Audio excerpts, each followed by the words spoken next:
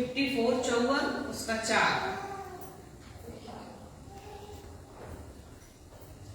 मत डर क्योंकि तेरी आशा फिर नहीं टूटेगी, मत घबरा क्योंकि तू फिर लज्जित ना होगी और तुझ पर स्याही ना छाएगी, क्योंकि तू अपनी जवानी की लज्जा भूल जाएगी और अपने विधवापन की नाम धराई तो फिर स्मरण ना करेगी।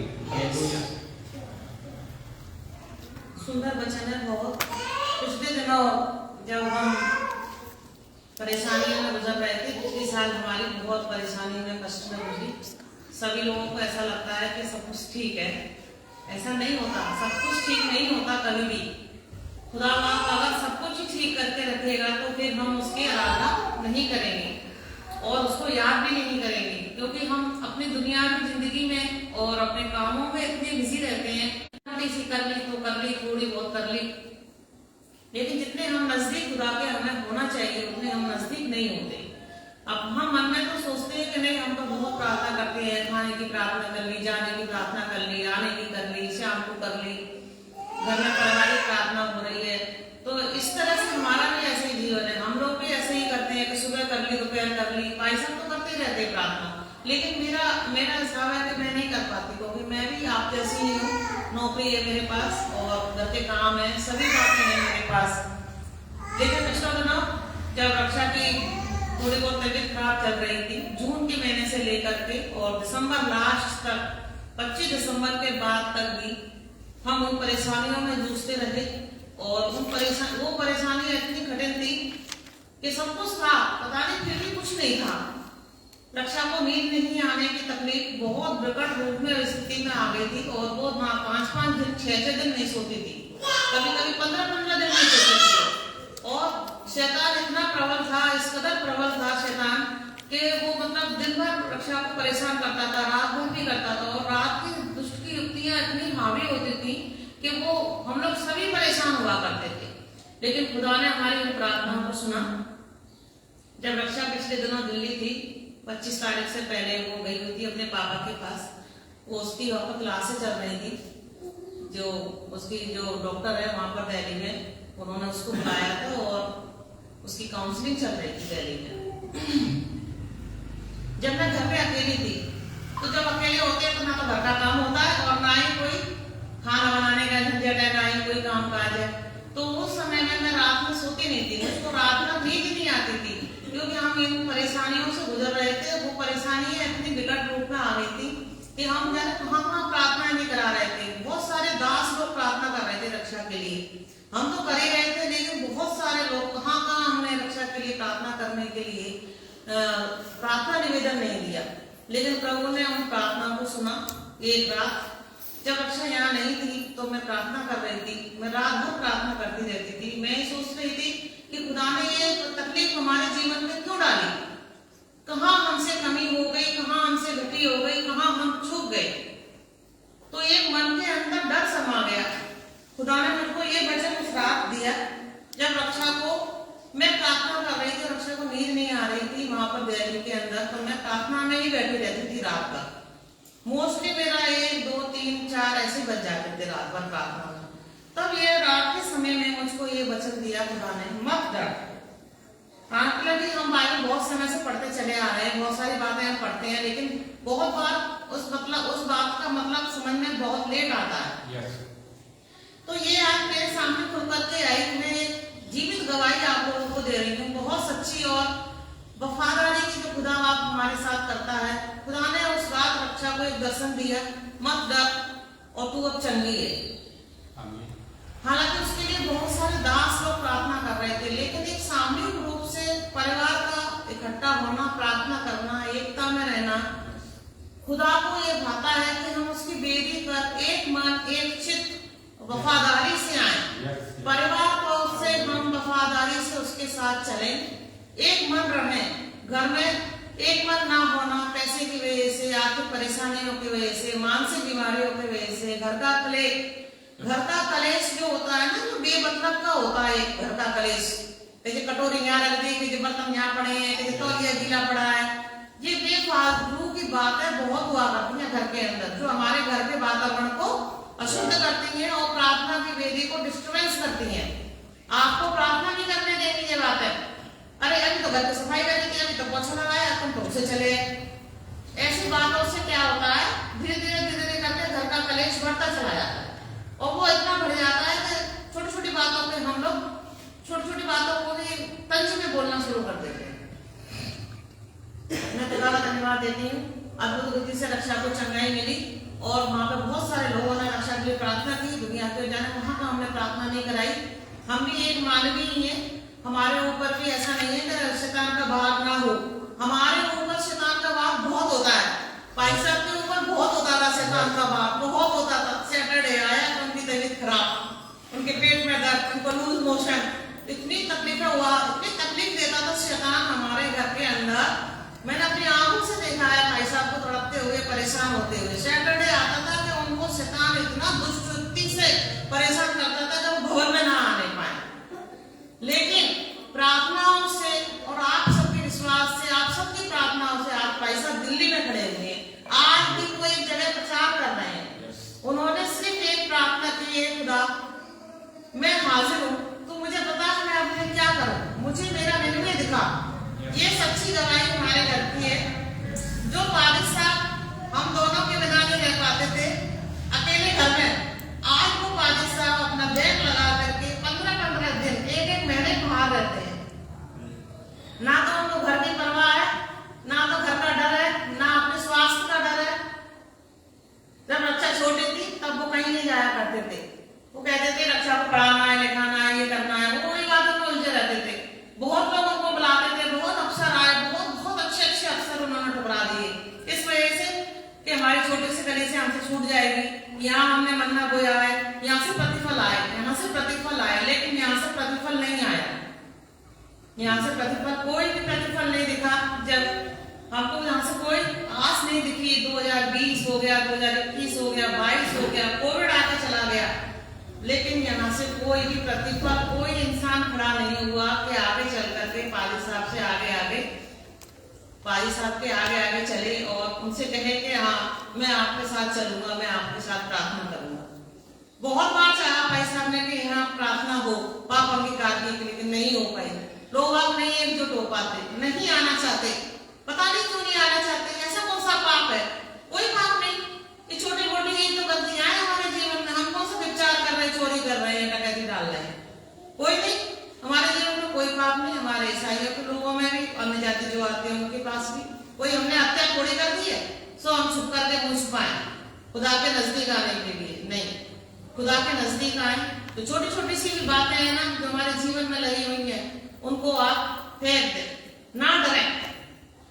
ये आए मुझको रात के अंधेरे में, जब मैं रो रो के प्रार्थना कर रही थी रक्षा के लिए, क्योंकि मुझको ये लगने लगा था कि खुदा हमसे ऐसी कौन सी गलती हो गई, कहाँ हमने ऐसा चूक कर दी। हम तो किसी के साथ बुरा व्यवहार भी नहीं करते, प्रार्थना तो हम करते हैं, आपकी सेवकाई तो हम करते हैं, और अपना जो भी दान से सेवकाई जो हम करते हैं। हमसे ऐसी कौन सी गलती हो गई जो आपने रक्षा के द्वारा हमको ये दिखाया कि आप सही नहीं चल रहे हो। भाई साहब का प्रार्थना का जीवन डिस्टर्बेंस हो गया, रक्षा के चलते मेरा भी हो गया, लेकिन खुदा ने हम तीनों को अलग अलग कर दिया और ये बताया कि प्रार्थना कर से और हमारी प्रार्थनाओं से, आपकी प्रार्थनाओं से जो प्रार्थना खुदा ने सुनी वो सच्ची गवाही है हमारे जीवन में। क्रिश्चियनों, खुदा हमसे चाह रहा था कि हम सब प्रथम उसको स्थान दें जो हम नहीं दे पा रहे थे। सब प्रथम उसको स्थान देना भूल गए थे। हम दुनियावी चीजों को स्थान दे रहे थे, घूमने जा रहे थे, फिर रहे थे, खा रहे थे, पी रहे थे, और उसमें हम कभी कभी बुराई भी कर रहे थे। कभी कभी हमारे मुंह से अच्छाई तो नहीं निकलती, लेकिन बुराई अवश्य निकलती है ना। अच्छा होते होते भी हम बुराई ढूंढ लेते हैं, है ना। तो खुदा को ये बात पसंद नहीं आती। कभी कभी क्या होता है कि मनमुटाव होता है, घर का वातावरण खराब होता है, तो हम क्या करते हैं, उस काम के लिए मना कर देते हैं। अब नहीं करूंगी मैं, मुझसे नहीं हो रहा, मेरा संग है, फला है, ठीक है, दुनिया भर की बात है। और मन में ये तो अपन कठोर विचार कर लेते कि नहीं, हम शायद सेवकाई के लिए नहीं बने हैं, शायद भवन के काम के लिए नहीं बने हैं। नहीं, हम खुदा की सेवकाई के लिए नहीं बने हैं, चाहे हम हो चाहे आप सब में से कोई भी हो।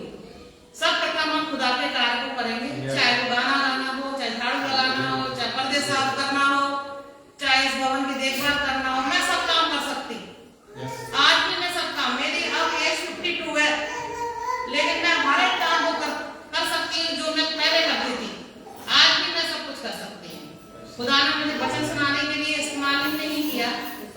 उनको सब कामों पर इस्तेमाल किया।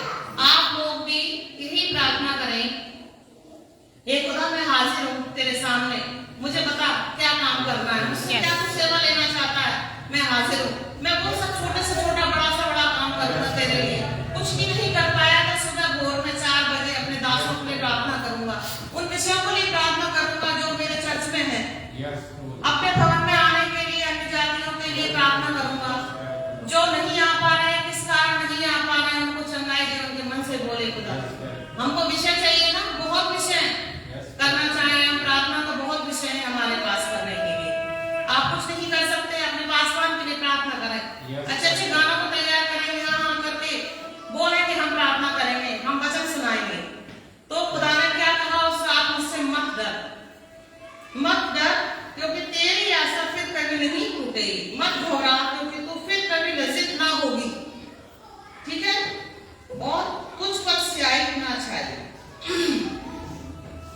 हम क्या होता है कि हमारा स्टाफ है या मिलने जुलने वाले हैं, परिवार के लोग हैं, रिश्तेदार हैं, अरे बीमारी रहते हैं, अरे बीमारी रहते हैं, अरे तकलीफ में ही रहते हैं, अरे इतनी तो प्रार्थनाएं करते हैं फिर भी बीमार रहते हैं। नहीं, खुदा हमें तपा रहा है, खुदा हमें तपा करके अपने योग बना रहा है।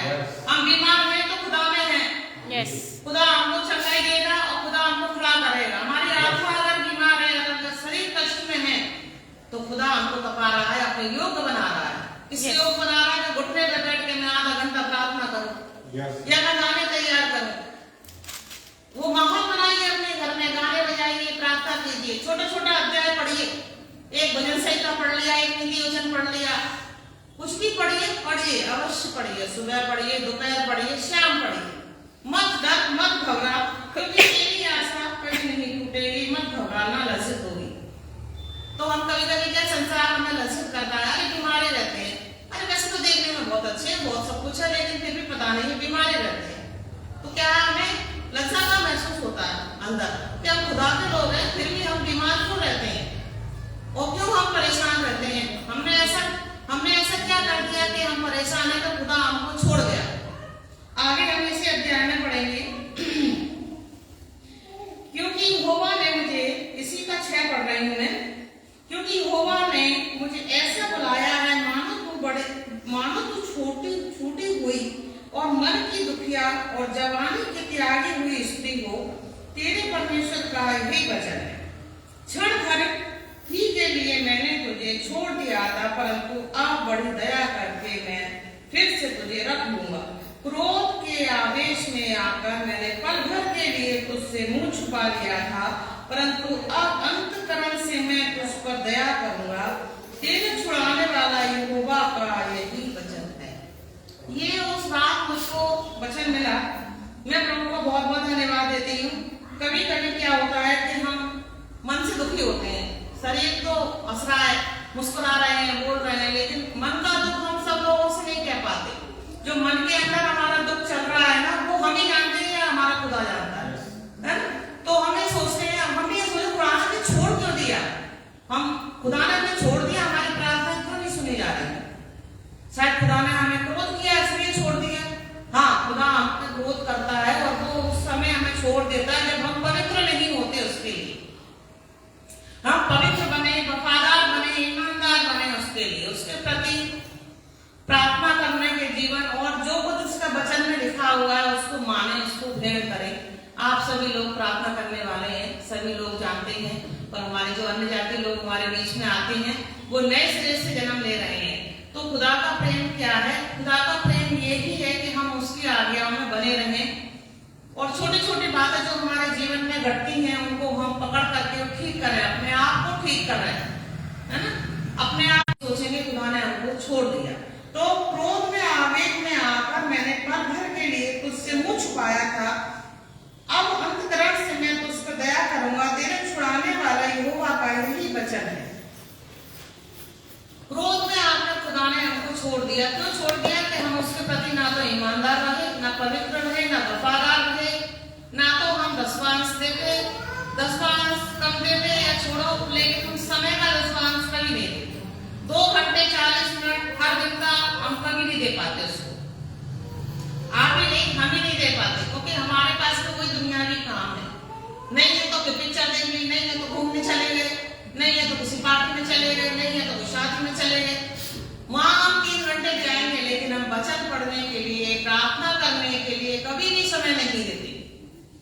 थोड़ा सा पढ़ लिया, प्रार्थना कर ली, 2 शब्द की, बस हो गई।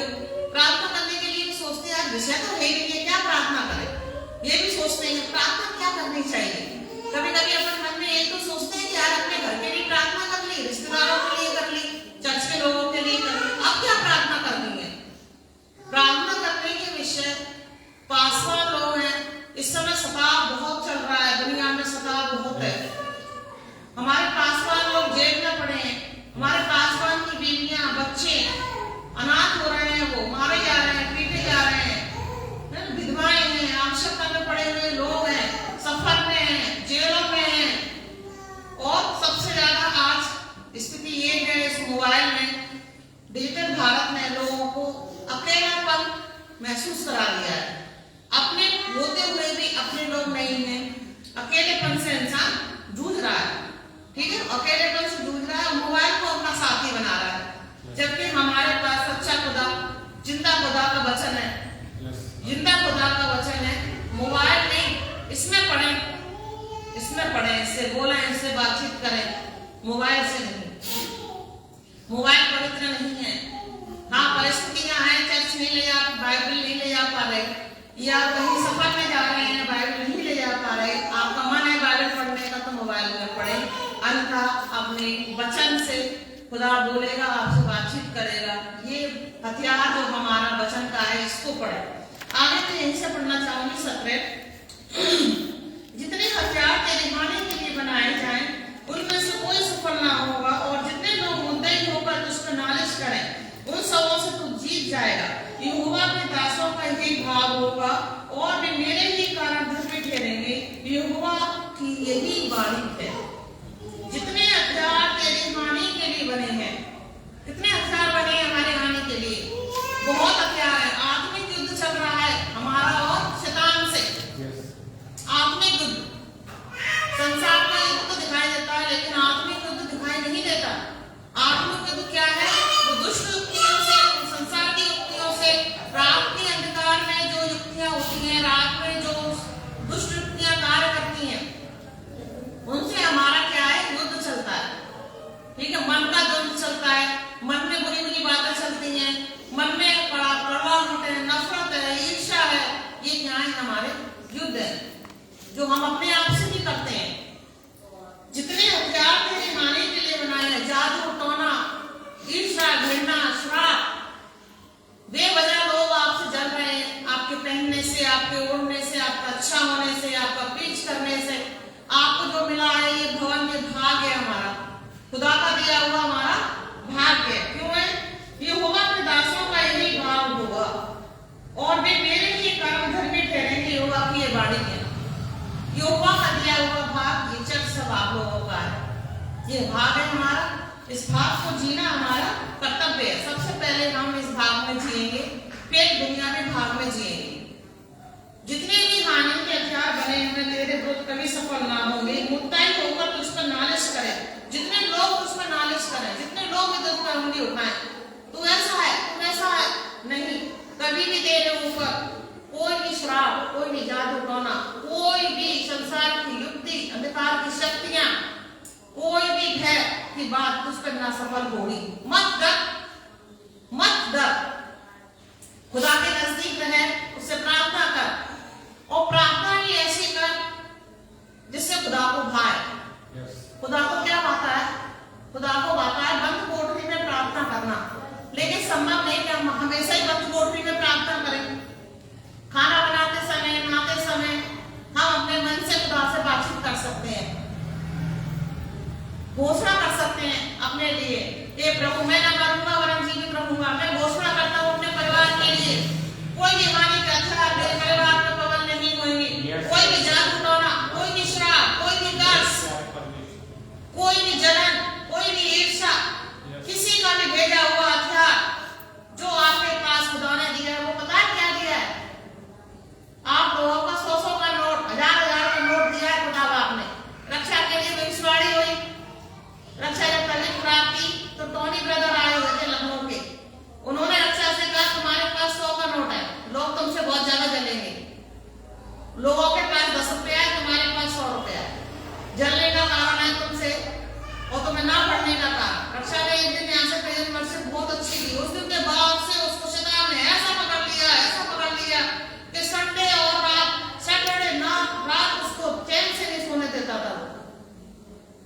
ना वो दिन में सोती थी ना रात में सोती थी। इस कदर से उसको जकड़ लिया, इस कदर से पकड़ लिया कि हम भी घबरा गए कि ये क्या हो गया, लेकिन हम डरे नहीं, घबराए नहीं, परेशान नहीं हुए। खुदा के वचन कह रहा है मत कर, क्योंकि तेरी आशा फिर नहीं टूटेगी। मत कर, कभी नहीं टूटेगी। क्यों नहीं टूटेगी? क्योंकि हम खुदा में धन्य लोग हैं। उसकी आशा, हमारी आशा क्या है? हमारा यीशु मसीह हमारी आशा है। वो कभी ना छोड़ेगा हमें, ना कभी त्यागेगा। चाहे कितनी विकट परिस्थिति हो, कितना भी हमारा घोर अंधकार में हमारा जीवन हो, या कठिनाई में हो, या हम टूटे हुए हो, या हम निर्बल हो या दुर्बल हो, हम लेट करके भी अपने बिस्तर पे बिछौने पर प्रार्थना कर सकते हैं। आवश्यकता नहीं कि घुटने पे बैठ के कोठरी में ही जाना है, नहीं। नहाते समय, बाथरूम करते समय, खाना बनाते समय, कपड़े धोते समय मैं यहोवा को धन्य कहूंगा। उसकी करुणा मेरे अनंत निवास में बसी हुई है। मैं उसकी हम तो तारीफ करूंगा। गानों को गाइए, वचन को दोहराइए, अपने मन के अंदर घोषणा कीजिए, अपने परिवार के लिए, अपने लिए, जो भी चाहिए खुदा से प्रार्थना में बोलिए। ना कि अपने पड़ोसी से, ना कि अपने हस्बैंड से, ना कि अपने दोस्त से, किसी से भी नहीं, ना कि अपने माता पिता से, बल्कि अपने खुदा के वचन को, इस वचन को आप पढ़िए, इसको पढ़िए, इसको खाइए, इसको पचाइए। जब हम इसको पढ़ेंगे और जब इसको हम खाएंगे तो हमारे जीवन की रोटी जो हमें तृप्त करेगी, हमारे मांसपेशियों को, हमारे शरीर के अंदर के, और हम फिर एक नए सिरे से खड़े होकर के अपने जीवन में फिर से उन कार्यों को करने पाएंगे जो हमने कभी सोचे थे। और खुदा के लिए कभी भी किसी काम के लिए इनकार ना करें। उसकी आंखें, हजारे आंखें हैं, वो देखता रहता है, सुनता रहता है। उनकी बातों को अपनी जबान से कहते हैं, गलत बात भी हम अपनी जबान से और मन में ना सोचें, क्योंकि वो ही होने लगती है अपने जीवन के अंदर पे। तो खुदा ये कहता है जितने हथियार तेरे मारने के लिए बने हैं, जितनी योजनाएं बनाई हुई है दुष्ट में, वो कभी सफल नहीं हो पाएंगी। पाकिस्तान जहाँ से गए जरूर है, लेकिन उनका विरोध बहुत है वहां पर। वो नहीं चाहते वहां के लोग के कोई अच्छा काम हो पाए। पूरी 2 साल उनको विरोध में निकल गई। लोग उनसे इतना जलते हैं कि धौलपुर से छोटा सा पादरी उठ करके दिल्ली क्यों नहीं प्रेसिडेंट बन गया, जबकि इतना सारे जुबान के लोग हैं, उनमें से कायदे साहब को चुना। क्यों चुना? पाकिस्तान ने 2 बात कही थी बस, या खुदा मुझको मेरा निर्णय दिखा और मैं अपने पैसों से तेरी सेवकाई करूंगा। वो बात खुदा को उनको पसंद आई और खुदा ने उनको अद्भुत रीति से उठा करके दिल्ली पहुंचा दिया। गई तो रक्षा की पढ़ने के लिए, लेकिन पादी साहब को चुन लिया खुदा ने, और पादी साहब वहीं रह गए हमेशा के लिए। लेकिन खुदा की रंगो तारीफ को हम शुक्र हो, इन 2 सालों में वो जो नहीं कर पाए वो जनवरी में शुरू हो गया उनके लिए, और खुदा ने इस्तेमाल किया। एक अच्छा प्लेटफॉर्म उनके लिए तैयार कर रहा है खुदावा, और हम सब के लिए भी तैयार करा है उसने, रक्षा के लिए, मेरे लिए, भाई के लिए, आप सब के लिए। आप जितने भी यहाँ बैठे हुए हैं, प्रार्थना करना चाहते हैं, वचन सेवकाई करना चाहते हैं, गाना गाना चाहते हैं, आगे आए, हमसे बोले, हमें बताएं, और हम सब लोग एकजुट होकर के इस आराधना में शामिल हों और अपने चर्च को बढ़ाएं। कोई भी हथियार खाने के लिए सफल नहीं होगा कभी भी। चाहे कितने भी मुद्दे नालिश करे, चाहे भड़के हो, चाहे वो बड़बड़ करे, चाहे आप शिकायत करें कि ये तो शराबी थे, ये तो फलान थे, ये तो ढीक थे, कुछ भी होता रहे, हम खुदा के सच्चे बंदे हैं और सच्चे बंदे रहेंगे। जो हमारा पुराना व्यक्तित्व था वो उतर गया और आने वाला व्यक्तित्व हमने पहन लिया, जो खुदा ने हमको दिया है। नालिश करने वाले नालिश करते रहेंगे, पुरानी बातों में उलझे रहेंगे और पुराने ही व्यक्तित्व में मर जाएंगे और घर जाकर के हमारी बुराई करेंगे, वो तो शराबी है, हाँ वो तो शराबी है, और वो तो यहाँ के गुंडे भी हैं धौलपुर के। अगर कोई हमारे ऊपर बेवजह हमको छेड़ेगा तो हम उसे कभी नहीं छोड़ेंगे, क्योंकि हम जिंदा खुदा के लोग हैं। वो हमारी तरफ से लड़ने वाला खुदा है। हालेलुया, बोलिए सब लोग आमीन। कभी भी हम डरे नहीं, मत डर, क्योंकि तेरी आशा फिर कभी ना टूटेगी। मत डर, हमारी आशा क्या है? हमारा खुदा जीवित खुदा है। जितने भी हथियार आने के लिए कभी सफल नहीं होंगे। आप प्रार्थना करें, छोटी छोटी प्रार्थना करें, और आने वाले समय में खुदा आपको और भी बढ़ाएगा, हम सबको, इस कलीसिया को, ताकि हम एकजुट होकर के खुदा की और भी अच्छी हमदो तारीफ करें। और भी अच्छे अच्छे वचन से और भी अच्छे अच्छे गानों से आने वाले समय में प्रभु हमें और भी बढ़ाए। आप सभी लोगों को जय मसीह की।